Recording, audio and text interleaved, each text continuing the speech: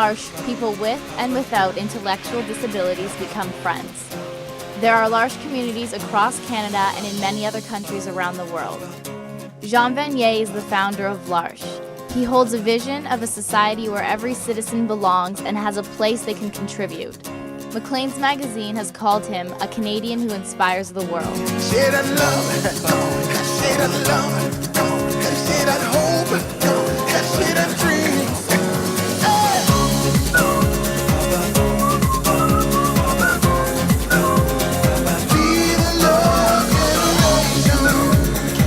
Today we're going to be able to meet Jaan Vanier and get a better understanding of what his concept of belonging and what he wants the world to become. It's a big thing nowadays in high school especially. Kids are having a hard time, really finding a sense of belonging in their schools, and I think it's really important that students take this concept and run with it. I think it'll really advance the way kids at school interact and hopefully better the high school environment as well as the environment after school and post-secondary education. Is the table a bit flat? Why is belonging so important to you? I belong to my family. I belong to my culture. But I belong to my religion. But I belong to something even more than that, which is I belong to humanity. Belonging is to be part of humanity, but to make a conscious decision to be part of a group of people with a vision of truth and of justice and of love, and to struggle so that this gap between the rich and the poor gets a bit less, well then you really need to be with others. Because we each have different gifts. You have gifts which I don't have, I have gifts which you don't have, and so together we can do something beautiful. What sparked you to be interested in what you are interested in? It's the journey of life. I was in a very protected environment. But being in a protected environment, we were nevertheless in France when war broke out. The Nazi troops attacked France. We were amongst refugees. We escaped from Bordeaux and back to Canada. But then inside of me a desire to open up. And that brought me to Naval College when I was 13. I spent 8 years in the Navy, which I loved. But then I felt there was something missing, and I was in a way searching for a meaning to life, meaning to my life. What did I want to do with my life?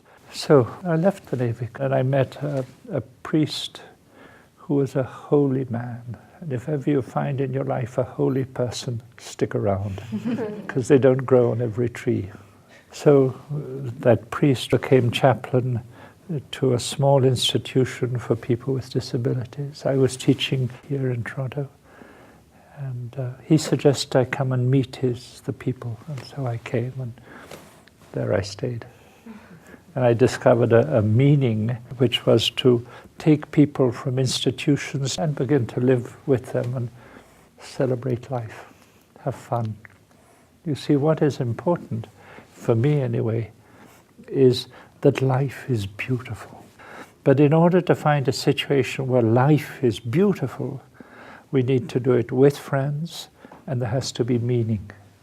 If it's just to make more money, to have more power, that's not interesting. At least it wasn't for me. That call you had, a lot of young people are frightened by this call.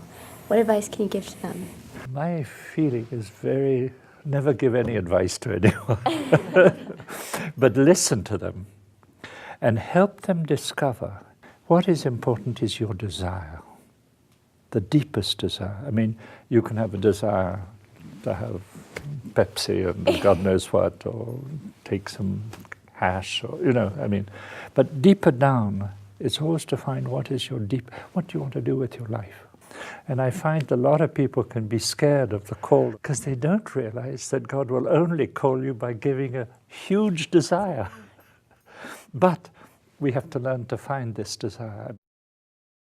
What is important is that with each of us, we find the space to let our desires and our dreams to come up and our hopes. We don't want to be crushed. by a world which tells me you must do this, you must do that, which crushes finally your person. You have to succeed, you have to this. No, what is your desire? And maybe your desire, okay, maybe it is to succeed, okay, but a time will come, like a girl who came to L'Arche. She said that when she was a young adolescent, her parents were always fighting. So she discovered that relationship was dangerous. So she said, I decided then never to become vulnerable, never to open myself up to other relationships, but to succeed. And she succeeded at school, at university, she succeeded in work. She said, at 30 I felt a dis-ease. I was wearing a mask, and in a way I was frightened of people. And she said, I started to look and I fell into a community of L'Arche. And there she discovered that relationships are beautiful. She discovered who she was by the eyes and the love of people with disabilities. So she began then to touch her deepest desires. I'm on student council myself, and we have a variety of students who have disabilities as well. So how do you think we can better include them so they feel included themselves? That is the question. In Calcutta, I visited a school which was always in circle. The students were in a circle. And the more capable ones were always sitting next to the ones that were less capable. And so they had created in that school a sort of communication of mutual support. How to create situations where we can discover that our greatest gift is to help each one to be. To help those who are the powerful ones to discover there's something more beautiful in them that they haven't yet discovered, their capacity to love. And to help those who are weaker, who in some way have been pushed down into the world of victims, that there's something beautiful in them. And you see, frequently our first meeting with the different, we're frightened because they're different. A person with disabilities doesn't speak, or their face in some way has lost its attractiveness. But then, as we reflect upon it, and if somewhere there could be a meeting, and then as we listen to their story, we discover in point of fact, they're no different to me. I have capacities, yes, capacities to talk and do things, but I have a heart which is vulnerable. They have a heart that is vulnerable. So then we begin to discover that people with disabilities have a particular gift which is about relationships. And because their great cry is around relationship. And in a way, that's a question of each one of us. Do you love me? So on one side, we're called to be a success, but on the other, how to open our hearts so that we become people of relationship, people of peace, where we welcome people who are different cultures, different with it. And the danger in any school is to put the accent on the winning and on the succeeding, rather than on the growing together to do something more beautiful. So the big question is how to create an environment where we meet. And I think L'Arche is essentially that. I myself, when I was in elementary school, I was bullied. What advice would you give to people in terms of helping to deal with bullies? I can't give an easy answer to that. All I know is that we must learn to help. You see, if a child has never really been respected and loved, maybe he'll think always that the only answer is power.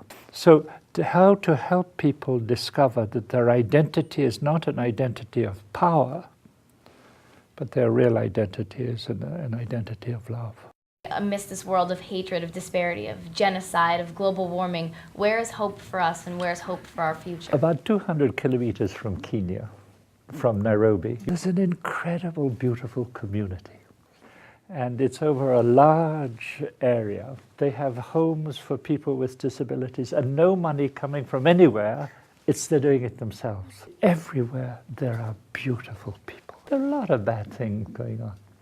But you find, like in that community, every person is doing something beautiful. And the big thing in our society is to help each person discover what is beautiful in them, so that together we create a society where we love each other. How about like here in our own homes, like how do you see us in 20 years from now? You'll probably find a world which is even more beautiful and even more terrible, because that has been the history of humanity. There'll be more and more realities of people coming together to love each other through the boundaries of ecumenism and interfaith and humanity. You'll find more and more beautiful things all over, but you'll find also more and more terrible things. So the question is not to be frightened by the terrible, but believe incredibly in yourself and to be part with others to be the beautiful. The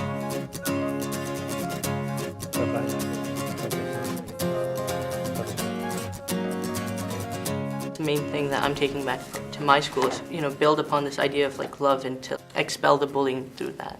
It is one thing to say that you belong to something, but to actually experience that and to actually have that sense of belonging, that sense of love is really empowering to see. He's really passionate about what he does, and that sparks something within us to be passionate about what we have. He's not afraid to show what he's passionate about, so why should we? One thing is just how important belonging is too, because just like, when you strip it down and everything, when you strip down the money, like everything, it just comes down to who, like, your family and your friends and stuff like that. I know at my school there's a little bit of seclusion going on. I'm sure at most schools it's like that. But I hope that through seeing this and knowing that all everyone needs is just to belong, to feel loved, that they can invite others into it. They can invite people into the cafeteria to come sit with them. One thing I remember him telling us is more beautiful and more terrible. What can we do to make that gap between terrible and beautiful less and less? Because we're trying to find a center where both sides can meet, beautiful and terrible, poor and rich, and that gap just keeps getting bigger and bigger and doesn't seem like it's going to close off. Right now, I'm graduating, so me and a lot of my friends are frightened. We don't know what we're doing, and he said to find this desire. I just hope that when I leave here today, I'll be able to find that desire that will guide me through where I want to go. The one thing that I noticed the most was his sense of optimism. The fact that there is still good in this world. It's just like a different mindset in terms of how I would be looking at situations and events in terms of trying to build a community of inclusion.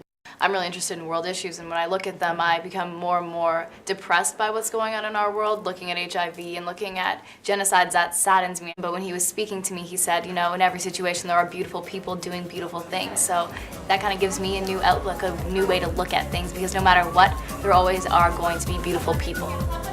Be the love generation. Yeah, yeah, yeah, yeah.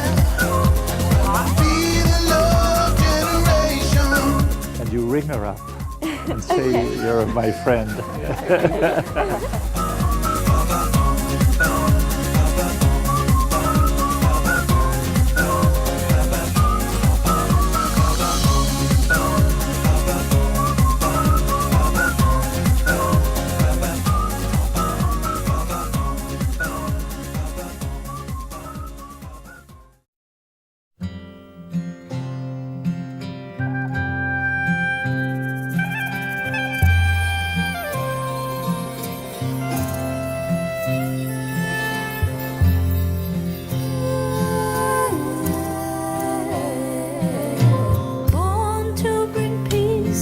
disturbs you and moves you to new possibilities with weeping and singing. Your freedom is born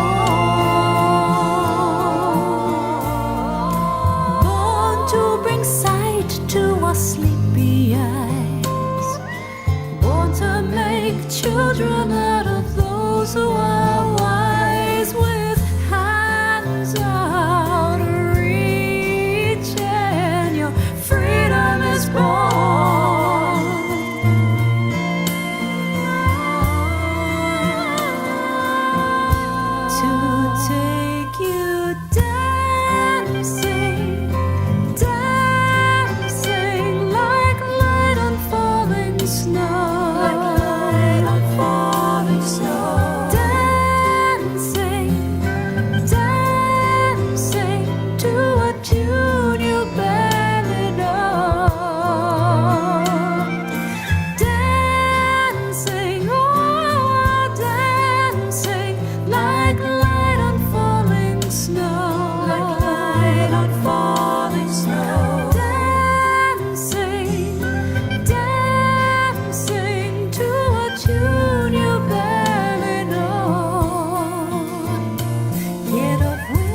you can be sure